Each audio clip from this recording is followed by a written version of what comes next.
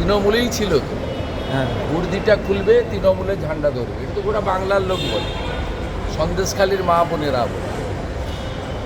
Police তুমি উর্দি ছাড়ো, তৃণমূলের ঝান্ডা ধরো। এটা নতুন কি আছে? নতুন বোতল, পুরনো মদ। আগে ইউনিফর্ম পরে মানুষের উপর অত্যাচার করতো, বিরোধী দলের লোকদের মিথ্যা মামলায় ফাঁসাতো। এখন সরাসরি পিসি ভাইপোর জামা গায়ে দিয়ে ভোটে দাঁড়াবে, আর গোহারান হারাবো আমরা। এটা পঞ্চায়েত পুরসভার ভোট নয়। কোনো ভারতবাসী চায় না দেশ ইউক্রেন হয়ে যাক, প্যালেস্টাইন গাজা হয়ে যাক। এটা নরেন্দ্র মোদীকে প্রধানমন্ত্রী করার।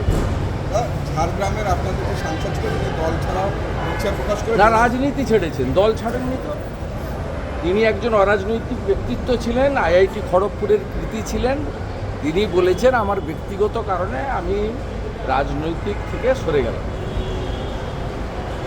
আপনাদের কিছু চ্যানেল মিডিয়া যারা মমতা ব্যানার্জিকে রক্ষা করতে চান, তারা এইসব প্ল্যান করেন, কোনো লাভ হবে না।